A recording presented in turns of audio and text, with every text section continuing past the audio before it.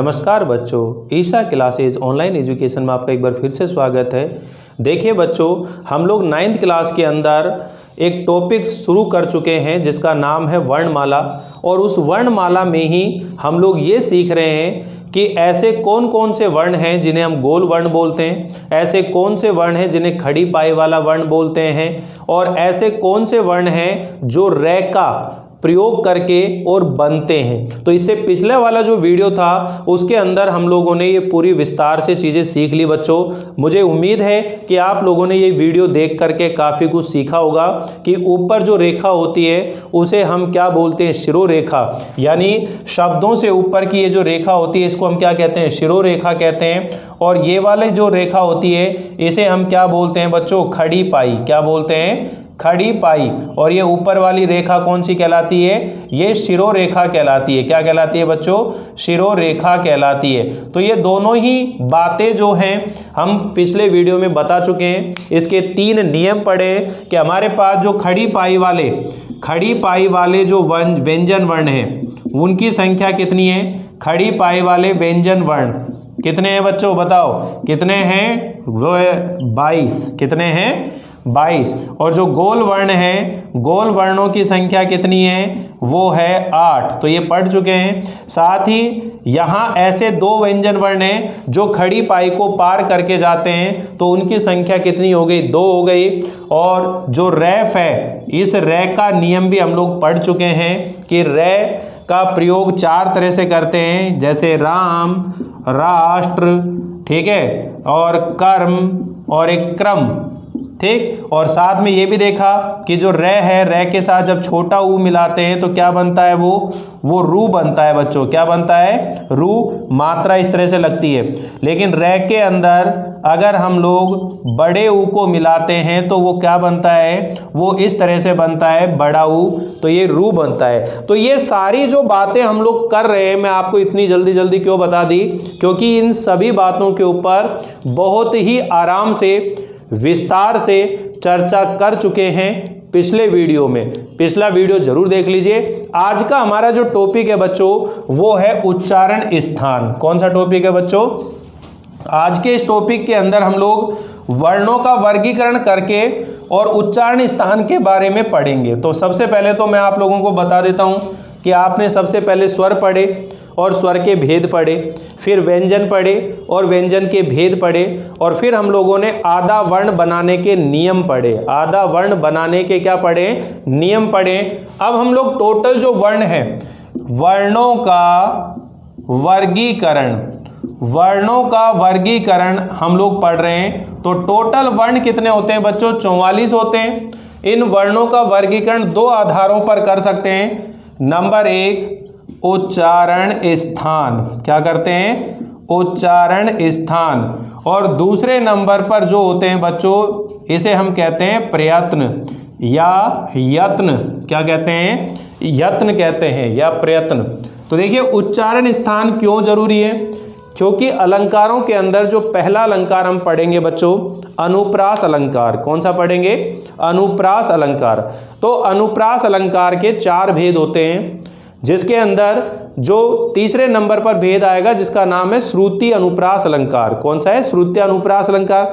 अब ये जो श्रुति अनुप्रास अलंकार है, इसके लिए आप लोगों के पास उच्चारण स्थान का ज्ञान होना जरूरी है, क्योंकि वहाँ परिभाषा ऐसी होगी कि जब किसी काव्य पंक्ति में एक ही उच्चारण स्थान से बोले जाने वाले वर्णों की समानता पाई जाती है तो वहाँ पर श्रुत्य अनुप्रास अलंकार होता है। तो देखिए बच्चों, अगर आपको उच्चारण स्थान का ज्ञान नहीं है, उच्चारण स्थान की नॉलेज नहीं है, तो फिर आप उस भेद को बिल्कुल भी समझ नहीं पाएंगे। तो इसी वजह से मैं आप लोगों को यहाँ पर उच्चारण स्थान और प्रयत्न या यत्न दोनों बातें मैं आपको सिखा रहा हूँ। तो देखिए बच्चों, उच्चारण स्थान के बारे में बात कर रहे हैं, यानी मुख के जिस भाग से जिस वर्ण का उच्चारण किया जाता है उसे उस वर्ण का उच्चारण स्थान कहते हैं। अब ये सोचिएगा कि भाई टोटल वर्ण कितने हैं, 44 हैं। उन 44 वर्ण को मुख के किस भाग से बोला जाता है, यानी कि मुख में वर्णों को उच्चारण करने के 6 स्थान होते हैं। कितने स्थान होते हैं बच्चों? 6 स्थान होते हैं। ठीक है, यानी कि वर्णों को बोलने के लिए मुख के अंदर जो स्थान नियत होता है उसी स्थान से वो वर्ण उच्चारित होगा। तो मुख के जिस भाग से जिस वर्ण का उच्चारण किया जाता है उसे उस वर्ण का उच्चारण स्थान कहते हैं, उसे उस वर्ण का उच्चारण स्थान कहते हैं। तो देखिए यहां परिभाषा लिख देता हूं कि मुख के जिस भाग से जिस वर्ण का उच्चारण होता है उसे उस वर्ण का उच्चारण स्थान कहते हैं, उसे उस वर्ण का उच्चारण स्थान कहते हैं। देखिए मुख के जिस भाग से जिस वर्ण का उच्चारण होता है उसे उस वर्ण का उच्चारण स्थान कहते हैं। उच्चारण के स्थान, उच्चारण के 6 स्थान होते हैं। उच्चारण के स्थान तो आप ऐसे ही लिखेंगे बच्चों, उच्चारण के 6 स्थान होते हैं। कितने स्थान होते हैं? 6 स्थान होते हैं। उच्चारण के 6 स्थान होते हैं। अब ये 6 स्थान कौन कौन से होते हैं बच्चों? एक होता है कंठ, एक होता है तालु, एक होता है मूर्धा। ठीक है, यहां देखिए दंत, होठ, नाक, नासिका, संस्कृत में क्या बोलते हैं इसको? नासिका। ठीक, ऐसे मूर्धा का मतलब हो गया जीभ का जो अग्र भाग होता है उसको हम क्या कहते हैं? मूर्धा। तालु का मतलब हो गया बच्चों तलवा, ऊपर तालवा जो होता है। कंठ का मतलब गला होता है, दंत का मतलब दांत हो गया, होठ हो गया। तो ये 6 देखिए 1 2 3 4 5 6 मुख के अंदर ये 6 स्थान ऐसे हैं जिनसे किसी ना किसी वर्ण का उच्चारण किया जाता है। तो ये परिभाषा आपको याद करने की जरूरत नहीं है, केवल आपको ये ध्यान रखना पड़ेगा बच्चों कि कौन से ऐसे वर्ण हैं जिनका उच्चारण कंठ से होता है, कौन से ऐसे उच्चारण हैं जिनका स्थान जो है तालु है, और मूर्धन्य वर्ण कौन से होते हैं, या दंत्य वर्ण कौन से होते हैं, ओष्ठीय वर्ण कौन से होते हैं, नासिक के वर्ण कौन से होते हैं। तो संस्कृत के अंदर होठ यानी कि इसे ओष्ठीय भी बोलते हैं, ओष्ठ बोलते हैं, तो ओष्ठ से ओष्ठीय वर्ण हो जाएगा। तो ये टेबल मैं आप लोगों को याद कराने वाला हूँ। और यहाँ प्रयत्न का मतलब क्या है, यत्न का मतलब क्या है बच्चों? कोशिश करना, प्रयास करना। यानी वर्णों का उच्चारण होने के बाद, यानी वर्णों का उच्चारण करने के लिए जो प्रयास किया जाता है उसे हम प्रयत्न या यत्न कहते हैं। तो सबसे पहले हम लोग यहाँ उच्चारण स्थान को पढ़ेंगे, तो आप अपने रजिस्टर के अंदर इस तरह से नोट कर लेंगे कि वर्णों का वर्गीकरण 2 आधारों पर किया गया है, उच्चारण स्थान और प्रयत्न। फिर 1 नंबर डाल के लिखेंगे उच्चारण स्थान। उच्चारण स्थान का मतलब क्या होता है बच्चों? कि मुख के जिस भाग से जिस वर्ण का उच्चारण होता है उसे उस वर्ण का उच्चारण स्थान कहते हैं। उच्चारण के स्थान, तो उच्चारण के कितने स्थान होते हैं? 6 स्थान होते हैं। कंठ, तालु, मूर्धा, दंत, ओष्ठ, नासिका, ये 6 उच्चारण स्थान होते हैं। तो चलिए देखते हैं, इनकी टेबल को समझते हैं और एक ही टेबल के अंदर सारे वर्णों को आप लोग सीख जाएंगे बच्चों। तो देखते हैं कैसे सीखते हैं, और याद भी करना है। क्यों? क्योंकि इससे अगला वाला जो टॉपिक है वो है अलंकार, और तुरंत हम लोग अलंकार पढ़ेंगे, अलंकार को सीखने की कोशिश करेंगे। हमारे कोर्स का टॉपिक है अलंकार।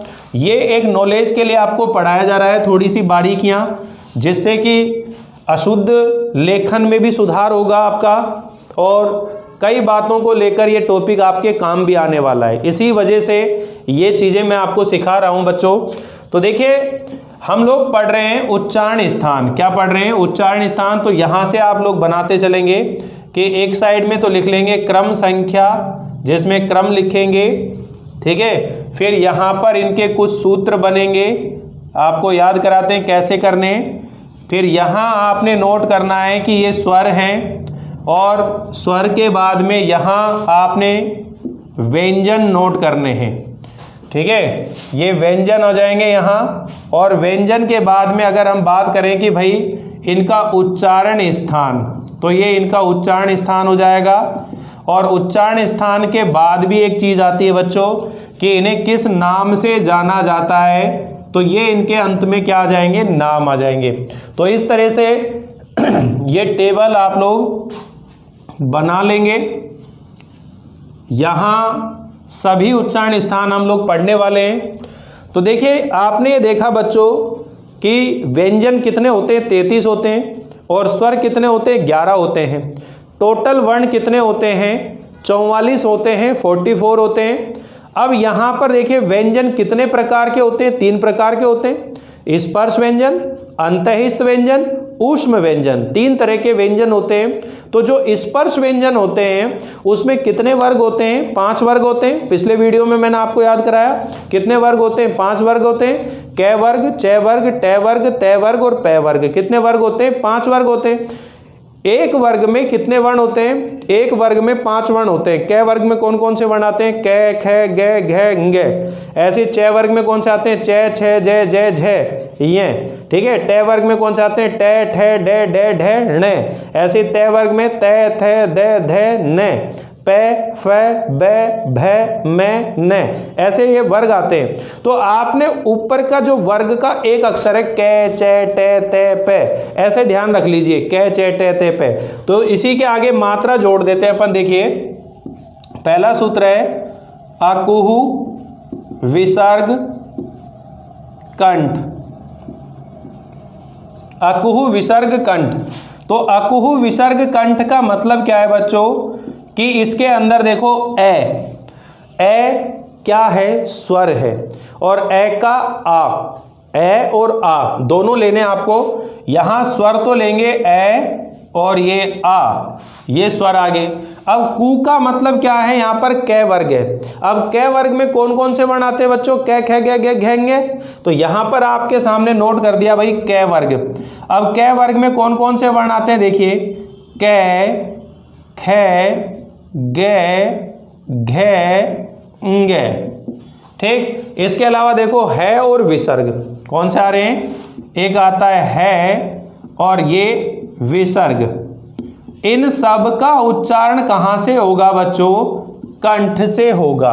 कंठ मतलब गला, कहां से होगा, कंठ से होगा। और इन्हें हम बोलेंगे किस नाम से, इन्हें हम कहते हैं कंठीय वर्ण। क्या कहा जाता है बच्चों, कंठीय वर्ण कहा जाता है। ध्यान से सुन लीजिए, याद करना बहुत आसान है। अकुह विसर्ग कंठ, ए, आ, कै वर्ग, है, विसर्ग, इन सभी वर्णों का उच्चारण कहाँ से होता है, कंठ से होता है। कहाँ से होता है बच्चों, कंठ से होता है। और इन्हें कंठीय वर्ण कहते हैं। तो जैसे मैं आपसे बोलूं, बताओ कंठीय वर्ण कौन सा है, कै, ख, ग, घ, ङ, है और विसर्ग, ये सब क्या कहलाएंगे, कंठीय वर्ण कहलाते हैं बच्चों। क्या कहलाते हैं, ये कंठीय वर्ण कहलाते हैं। दूसरे नंबर पर देखिए ईचु यस तालु, ईचु यस तालु। अब इसमें कौन कौन से स्वर क्या है, ई और ई। इधर देखिए, इधर च वर्ग में कौन कौन से वर्ण आते हैं, च, छ, ज, झ, य। इसके अलावा देखो य और श, इधर आ जाएगा य और ये श। इन सभी का उच्चारण कहाँ से होगा, तालु से। और ये क्या कहलाएंगे, तालव्य कहलाएंगे। ये क्या कहलाएंगे, ये तालव्य कहलाएंगे। यानी कि इनका उच्चारण तालु से होता है और ये तालव्य वर्ण कहलाते हैं। ठीक, तो च, छ, ज, झ, य और श, ईचु यस तालु। तीसरे नंबर पर देखिए जो तीसरा सूत्र है जिसका नाम है ऋटुरश मूर्धा। ऋटुरश मूर्धा ये सूत्र है। अब देखिए इसमें कौन से हैं, स्वर के अंदर तो केवल क्या दिखाई देगा, री। इधर क्या दिखाई देगा, ट वर्ग। और ट वर्ग में देखिए ट, ठ, ड, ढ, ण। इसके अलावा देखो र, और ये शय। इसका स्थान हो गया मूर्धा और ये क्या कहलाएंगे? मूर्धन्य। क्या कहलाएंगे? ये मूर्धन्य कहलाएंगे। क्यों सीख रहे हैं बच्चों? क्योंकि अलंकार पढ़ने हैं, अलंकारों के अंदर काम आएंगे। परिभाषा क्या है? एक ही उच्चारण स्थान से बोले जाने वाले वर्णों की जहां समानता पाई जाएगी वहां पर कौन सा अलंकार होगा? श्रुत्यानुप्रास अलंकार होगा। कौन सा अलंकार होगा? श्रुत्यानुप्रास अलंकार। तो वर्ग ध्यान रख लेना कि ट वर्ग जो है मूर्धन्य, च वर्ग जो है तालव्य, क वर्ग कंठीय। इस तरीके से आप लोग इसे सीखते चलेंगे। नेक्स्ट है तुलस दंत। अब तुलस दंत में देखिए ध्यान से, स्वर तो कोई दिख नहीं रहा, तो है नहीं, डायरेक्ट क्या दिख रहा है? तय वर्ग। अब इस तय वर्ग में देखिए तय, थ, द, ध, न और इसके अलावा ल और स, ल और स। इसका स्थान क्या है? ये दंत। और ये क्या कहलाएगा? दंतीय। ये क्या वर्ण कहलाएंगे? आपके दंतीय कहलाएंगे। इसी के साथ में देखिए 5वें नंबर पर इसे हम कहेंगे उपु ओष्ठ। शॉर्ट में ध्यान रख लेंगे। अब देखिए यहाँ पर ऊ का मतलब क्या हो गया? स्वर हो गया। ऊ का मतलब ऊ और ये दीर्घ ऊ, ये तो स्वर आ गए। और इधर पै वर्ग। अब पै वर्ग में कौन कौन से वर्ण आते हैं? देखिए पै, फ, बै, भै और ये मैं। पै, फ, बै, भै, मैं। इसी के साथ में ध्यान रख लेना कि आगे कोई वर्ण नहीं है, ये पै वर्ग ही आएगा। और इसको हम क्या कहेंगे? ओष्ठ से उच्चारित होते हैं ये। और ये क्या कहलाएंगे बच्चों? ओष्ठीय वर्ण कहलाएंगे। ये क्या कहलाएंगे? ओष्ठीय वर्ण कहलाते हैं। तो देखिए यहाँ पांचों वर्ग आपके सामने आ चुके हैं। पांचों वर्ग एक साथ लिख दिए हैं। यहाँ क वर्ग, च वर्ग, ट वर्ग, त वर्ग और पै वर्ग। तो कैसे कंठ होता है तो याद हो जाएगा, क वर्ग कंठ से उच्चारित होता है, ऐसे ध्यान रख लेना। कैसे कंठ, तो क वर्ग कंठ से उच्चारित होगा। किससे उच्चारित होगा? कंठ से होगा। इधर देखिए इचु यसानाम तालु, तो इचु यसानाम जो तालु है उसके अंदर आप ध्यान रखेंगे च वर्ग, इचु, इचु तालु।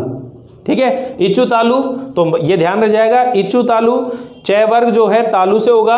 इधर ऋटुरस मूर्धा जो ट वर्ग है वो किससे होगा? मूर्धा से होगा।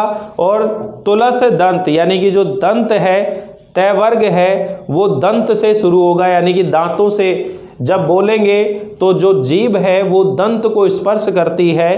ठीक है, नेक्स्ट है बच्चों वर्ग के पंचम वर्ण। इसमें आपको याद रखने की जरूरत नहीं, ये जितने भी वर्ग हैं इनके जो अंतिम वर्ण दिखाई दे रहे हैं इन सब का उच्चारण कहाँ से होता है? नासिका से होता है। कहाँ से होता है बच्चों? नासिका से होता है। तो देखिए गे, ठीक है, ये, ण, न और मैं। इसके अलावा इसे हम बोलते हैं अनुस्वार। क्या बोलते हैं? अनुस्वार। इनका उच्चारण जो है वो कहाँ से होता है? नासिका यानी नाक। और इन्हें हम क्या कहेंगे? नासिके। क्या कहेंगे इनको अपन? नासिके कहेंगे।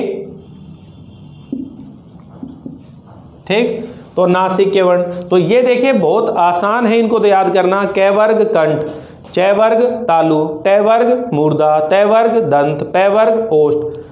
ठीक, और वर्ग के जो अंतिम अक्षर आते हैं वो कहाँ से उच्चारित होंगे? नासिका यानी कि नाक से उच्चारित होते हैं। फिर 7वें नंबर पर आपने ध्यान रखना है ए ऐ कंठ तालु। ए ऐ कंठ तालु। तो ध्यान दीजिए बच्चों इसमें दो हैं, एक तो ए और एक आई। ए और आई इन दोनों का उच्चारण कहाँ से होता है? कंठ, कंठ प्लस तालु। तो ये क्या कहलाएंगे? कंठ तालव्य। क्या कहलाएंगे ये? कंठ तालव्य। अब देखिए कैसे हुआ ये, इसको सीखने की कोशिश करो। जैसे कंठ और प्लस तालु आया, तो जैसे अपने पास ये ए है तो इस ए का निर्माण किससे होता है? ए और प्लस ई और बराबर क्या होता है? ये ए। यानी कि ए या के बाद ई या ई होता है तो ए हो जाता है, गुण संधि हो जाती है। तो यहाँ पर ये गुण संधि के अकॉर्डिंग इसमें बदलाव हुआ, परिवर्तन हुआ। अब ये देखिए ए का उच्चारण कहाँ से होता है, ये ए का उच्चारण कंठ से होता है, और ई का उच्चारण कहाँ से होता है, तालु से होता है। इस वजह से ये ए और आई, इन दोनों वर्णों को हम बोलते हैं ये कंठ तालव्य हैं। कंठ और तालु से मिक्स होकर के और इनका क्या होता है, उच्चारण होता है, इसीलिए इन्हें कंठ तालव्य वर्ण कहते हैं। फिर 8वें नंबर पर है ओ औ कंठ ओष्ठ। अब यहां पर भी दो वर्ण हैं, एक तो ओ है और एक औ है। इनका उच्चारण कहां से होगा, कंठ प्लस ओष्ठ, तो ये क्या कहलाएंगे, कंठ ओष्ठीय। कंठ और ओष्ठ से होता है, वही सी स्थिति है कि ए के बाद अगर ऊ मिलाते हैं तो ये बराबर क्या बन जाता है, ओ बन जाता है। तो आप ध्यान दीजिए, ए का उच्चारण कंठ और ऊ का उच्चारण ओष्ठ, तो कंठ और ओष्ठ, कंठ और ओष्ठ से मिलकर इनका उच्चारण होता है, तो कंठोष्ठ। 9वें नंबर पर है वकार से, यानी कि वै का दंतोष्ठ। आप इसको ऐसे ही हिंदी में ही ध्यान रख लें, वै का दंतोष्ठ। तो इसके अंदर केवल वै वाला ध्यान रखना है, इसके अंदर क्या होगा, दंत और प्लस ओष्ठ, और ये क्या कहलाएगा, दंतोष्ठ। क्या कहलाएगा, दंतोष्ठीय। ठीक, अब देखिए ध्यान से, इसके अलावा 10वें नंबर पर जो वर्ण होते हैं वो कौन से होते हैं, ये अरबी फारसी वाले वर्ण होते हैं, जैसे कै, खे, गे। ये क्या कहलाते हैं बच्चों, अरबी फारसी के जो शब्द होते हैं उनके अंदर इनका उपयोग किया जाता है, और इनका उच्चारण जो होता है जिह्वा मूल। क्या होता है, जिह्वा मूल होता है। इन्हें हम जिह्वा मूलीय वर्ण कहते हैं। अब देखिए बच्चों, मैं आपको ये बताना नहीं चाह रहा था, क्योंकि यहाँ इसी तरह का एक वर्ड जो है यहाँ भी आएगा फै करके। ये क्या कहलाते हैं, आगत व्यंजन कहलाते हैं। ये क्या कहलाते हैं, आगत व्यंजन कहलाते हैं। और एक जो है आगत व्यंजन यहाँ पर आता है जय। हिंदी के अंदर जो 5 हैं वो आगत व्यंजन है। क्या है, आगत व्यंजन है। और आगत स्वर, आगत स्वर कितने हैं, एक है। अंग्रेजी का ओ, जैसे डॉक्टर, कॉलेज, ऐसे शब्द लिखते हैं, उनके अंदर वो ओ एक आगत स्वर है। तो इनके बारे में हम लोग आगे भी चर्चा करेंगे, इसको समाप्त करने के बाद, कि ये आगत कैसे हैं, किस तरीके से आप इनको पढ़ सकते हैं। तो यहाँ अभी हम लोग जो बात करी है केवल उच्चारण स्थानों के बारे में बात करी है। उच्चारण स्थान जो है 8 नहीं होते हैं, 6 होते हैं। संस्कृत में उनकी संख्या 8 मानी जाती है, किंतु हिंदी की विषय में, हिंदी लैंग्वेज के अंदर आपको कितने ध्यान रखने हैं कि उच्चारण के स्थान कितने होते हैं, 6 होते हैं। 6 उच्चारण स्थान होते हैं। सूत्र ये जो हैं आपके सामने लिखे हुए हैं, इन्हें जब 1-2 बार आप याद करेंगे तो ये सीख भी जाएंगे कि कैसे आप लोग इन्हें पढ़ सकते हैं। अकुह विसर्ग कंठ, यानी ए और आ, कै वर्ग, है और विसर्ग, इन सभी का उच्चारण कहाँ से होता है, कंठ से होता है, और ये कंठीय वर्ण कहलाते हैं। इसी तरह से देखो इचु यस तालु, तो ई, चै वर्ग, य और शय, इनका उच्चारण कहाँ से होता है, तालु से होता है, और इसीलिए ये क्या कहलाते हैं बच्चों, तालव्य वर्ण कहलाते हैं। आपने इनको इस रूप में जरूर ध्यान रखना है, क्योंकि देखिए दिनांत था थे दीननाथ, ठीक है, स धेनु घृ आते ग्वाल बाल थे, ये एक पद है। अब इसमें अनुप्रास अलंकार है, क्यों है, क्योंकि द, न, त, थ, थ, ध ऐसे आ रहे, तो वो मैं पढ़ाऊंगा, आप लोगों को बताऊंगा, तब बताएंगे। तो आप इसको कैसे याद करें, कै चे टे ते पै, कै चे टे ते पै, क्रम से भी दिमाग में रख सकते हो।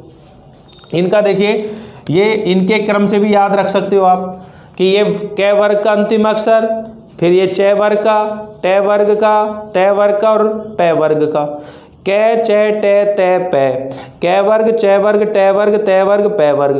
कैसे, कंठ, च वर्ग तालु, ट वर्ग मूर्धा, त वर्ग दंत, ठीक है।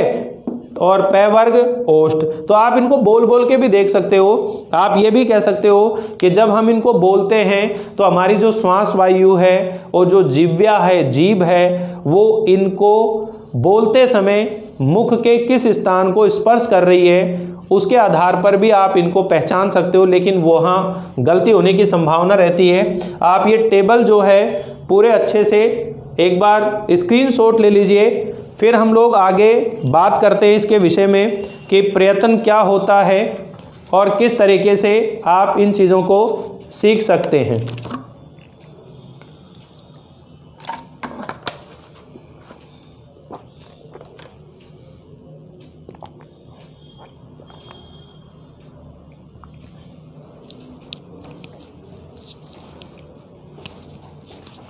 हाँ, तो देखिए ये उच्चारण स्थान आप लोगों ने पढ़ लिया है। अब दूसरा जो इसके अंदर बाकी बची है बच्चों, वो है प्रयत्न के बारे में पढ़ते हैं।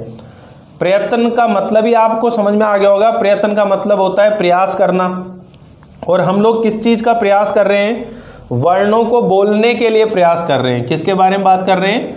वर्णों को बोलने के लिए प्रयास कर रहे हैं। तो वर्णों को बोलने के लिए जो प्रयास किया जाता है उसे हम क्या कहते हैं? प्रयत्न कहते हैं। उसको हम क्या कहते हैं? प्रयत्न कहते हैं। अब प्रयत्न जो होता है वह भी दो तरह का होता है, एक बाह्य प्रयत्न होता है और एक आंतरिक प्रयत्न होता है। दो तरह के प्रयत्न हमारे सामने आते हैं। तो देखिए थोड़ा सा हम लोग इस चीज़ को यहाँ बता देता हूँ और इसी के साथ ये टॉपिक हम लोग सीख भी जाएंगे। क्या है दूसरे नंबर पर? प्रयत्न। इसी को हम किस नाम से जानते हैं? यत्न। प्रयत्न या यत्न। तो प्रयत्न का अर्थ क्या होता है भाई? प्रयत्न का या यत्न का अर्थ प्रयास करना। ठीक है, अर्थ क्या है? प्रयास करना। और हम किस चीज का प्रयास कर रहे हैं? वर्णों को बोलने के लिए।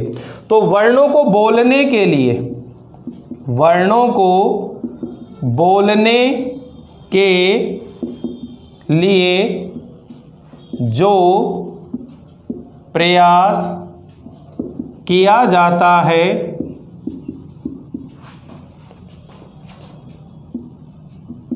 उसे प्रयत्न या यत्न कहते हैं। वर्णों को बोलने के लिए जो प्रयास किया जाता है उसे प्रयत्न या यत्न कहते हैं। यत्न दो प्रकार का होता है। यत्न दो प्रकार का होता है, या अपन कह सकते हैं कंपन के आधार पर यत्न के कितने भेद हैं? तो यत्न के दो भेद होते हैं या दो प्रकार होते हैं। इसके अंदर एक जो होता है वह होता है बच्चों आभ्यंतर। कौन सा होता है? आभ्यंतर प्रयत्न। और दूसरे नंबर पर जो होता है उसे हम कहते हैं बाह्य प्रयत्न। आभ्यंतर का मतलब होता है आंतरिक प्रयास और बाह्य का मतलब होता है बाहरी प्रयास। आंतरिक कहाँ होगा? ये मुख के अंदर की बात होगी। कहाँ की बात होगी बच्चों? कि मुख के अंदर वर्णों को बोलने के लिए मुख के अंदर जो प्रयास किया जाता है उसे हम आभ्यंतर प्रयत्न कहते हैं। और वर्णों को बाहर निकालने के लिए, वर्णों को मुख से बाहर निकालने के लिए जो प्रयास करते हैं उन्हें हम बाह्य प्रयत्न कहते हैं। समझ में आया ना भाई? वर्ण बोल रहे हैं तो मुख के अंदर बोल रहे हैं अपन, तो मुख के अंदर ही अंदर जो प्रयास कर रहे हैं वो तो आभ्यंतर प्रयत्न है। लेकिन मुख के अंदर प्रयास हो गया है, अब उसे बाहर निकाल रहे हैं, तो मुख से बाहर निकालने के लिए जो प्रयास किया जाएगा उसे हम क्या कहेंगे? बाह्य प्रयत्न कहते हैं। तो वापिस देखिए बच्चों कि वर्णों को बोलने के लिए, वर्णों को बोलने के लिए मुख के अंदर जो प्रयास किया जाता है उसे आभ्यंतर प्रयत्न कहते हैं, उसे आभ्यंतर प्रयत्न कहते हैं। और वर्णों को मुख से बाहर निकालने के लिए जो प्रयास किया जाता है उसे बाह्य प्रयत्न कहते हैं, उसे बाह्य प्रयत्न कहते हैं। तो देखिए इस तरह से ये प्रयत्न के भी दो भेद हम लोग सीख चुके हैं। ठीक है, अब इसके अंदर एक घोष वर्ण होता है और एक अघोष वर्ण होता है, एक अल्प प्राण और एक महाप्राण, प्राणवायु के आधार पर। तो थोड़ी सी बातें और शेष अभी बाकी बची हुई हैं। यहाँ ये दोनों चीज़ें जो हैं आज आप इस वीडियो में सीख गए होंगे कि जितने भी वर्ण हैं उन वर्णों का वर्गीकरण कितने आधारों पर किया गया बच्चों? दो आधारों पर। एक तरफ उच्चारण स्थान है और दूसरी तरफ प्रयत्न है। उच्चारण स्थान का मतलब क्या होता है ये समझ में आ गया कि वर्णों को बोलने के लिए मुख, वर्णों को उच्चारण करने का मुख के अंदर कोई ना कोई एक निश्चित स्थान होता है। तो मुख के जिस भाग से जिस वर्ण का उच्चारण करते हैं उसे ही उस वर्ण का उच्चारण स्थान कहते हैं। और हिंदी में उच्चारण स्थानों की संख्या कितनी है? 6 है। कंठ, तालु, मूर्धा, दंत, ओष्ठ, नासिका। ये सारी जो टेबल आपके सामने लिखा है इसे पूरा याद करना आप लोगों को, ताकि आगे के टॉपिक हम लोग सीख सकें। सेकंड नंबर पर अपन ने बात करा कि वो प्रयत्न होता है। प्रयत्न का मतलब प्रयास होता है कि वर्णों को बोलने के लिए जो प्रयास किया जाता है उसे हम प्रयत्न कहते हैं। और ये प्रयत्न दो तरह से होता है, एक आभ्यंतर प्रयत्न होता है और एक बाह्य प्रयत्न होता है। आभ्यंतर का मतलब होता है आंतरिक और बाह्य का मतलब होता है बाहरी। वर्णों को बोलने के लिए मुख के अंदर ही जो प्रयास किया जा रहा है उसे तो हम कहते हैं आभ्यंतर प्रयत्न, और वर्णों का उच्चारण होने के बाद उसे मुख से बाहर निकालने के लिए जो प्रयास करते हैं उसे हम क्या कहते हैं? बाह्य प्रयत्न कहते हैं। तो इस तरह से ये प्रयत्न के दोनों भेद आप लोग सीख गए। आगे अभी एक वीडियो और बनेगा इसके लिए, फिर ये टॉपिक वर्णमाला का समाप्त हो जाएगा। और इसी अगले वीडियो के अंदर मैं आप लोगों से वो शुद्ध लिखने के जो तरीके हैं उनके ऊपर भी हम लोग चर्चा करेंगे, उन चीज़ों की बारे में बातें भी करेंगे जिसे हम वाक्य शुद्धिकरण के नाम से जानते हैं। वो कुछ नियम हैं उनके, अगर आप वो जान जाएंगे तो फिर आपको बहुत ज़्यादा बेनिफिट मिलने वाला है बच्चों। आप कई बार लिखने में गलतियां करते हो, वो गलतियां नहीं करोगे। तो जुड़े रहो, आप लोग बने रहो। आप लोगों को क्लास कैसी लगी ज़रूर बताएं। मिलते हैं अगली बार नए टॉपिक को लेकर, तब तक के लिए थैंक यू।